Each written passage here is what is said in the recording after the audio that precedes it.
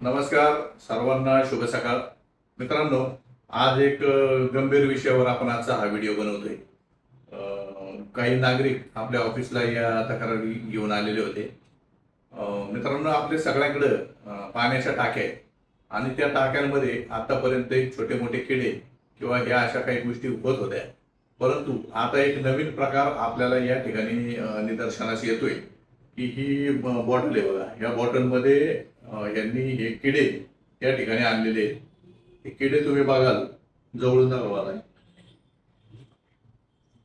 हे किडे तुम्ही या ठिकाणी बघताय, एवढे मोठे मोठे किडे पाण्याच्या टाकीमध्ये झालेले आहेत, वरची ओव्हरहेड टाकीमध्ये झालेले आहेत. हे किडे एवढे भयंकर आहेत की हे पुणे महानगरपालिकेने जे औषध फवारणी करणारे कीटकनाशकवाले असतात त्यांनी येऊन स्वतः त्या टाकीमध्ये औषध फवारणी केली, तरी सुद्धा याच्यातला एकही किडा मेलेला नाही. म्हणजे हा किडा किती घातक असू शकतो, याचे परिणाम किती वाईट होऊ शकतात, याचा विचार आता प्रत्येकाने करायची गरज आहे. आपण कधीच आपल्या टाक्या साफ करण्याचा किंवा त्या बघण्याचा प्रयत्न करत नाही. वर्षानुवर्ष, महिनोन-महिने त्या टाक्या त्या अशाच पडून असतात. या जागरूक नागरिकांनी या ठिकाणी आपल्या टाक्या स्वच्छ करण्याच्या निमित्ताने ज्यावेळी उघडल्या, त्यावेळी त्यांना हा सर्व प्रकार या ठिकाणी निदर्शनास आला आणि मग त्यांनी पुणे महानगरपालिकेशी संपर्क साधून त्याच्यावर काही उपाययोजना होती का याच्यासाठी प्रयत्न केला. परंतु पुणे महानगरपालिकेकडे उपलब्ध असलेल्या औषधांमध्ये हे किडे मरत नाही. मग याला आता इथून पुढचं सोल्युशन काय?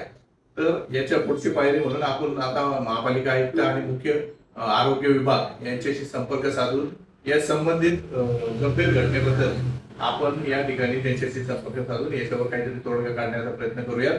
पण आपणही, मी सर्वांना या खार्डी चंद्रनगर वडाळी शहर वाघोलीकरांना विनंती करतो की आपण आपल्या टाक्या किमान महिन्याभरातून 2 महिन्यातून स्वच्छ करा. अशा प्रकारच्या जर अडचणी आपल्या टाक्यांमध्ये असतील तर आपल्याला ते निदर्शनास वेळेत जर आलं तर त्याच्यावर आपण अटकाव करू शकतो. अन्यथा तुमच्या आरोग्यासाठी हे किती घातक असू शकतो याचा विचार प्रत्येकाने करण्याची गरज आहे असं मला वाटतं. आपण सर्वांनी या गंभीर गोष्टीकडे आणि या गंभीर विषयाकडे प्राधान्याने लक्ष द्यावं असं मी आपल्या सर्वांना नम्रतेचं आवाहन करतो. धन्यवाद. जय जिजाऊ, जय शिवराय. हे जाणून परत.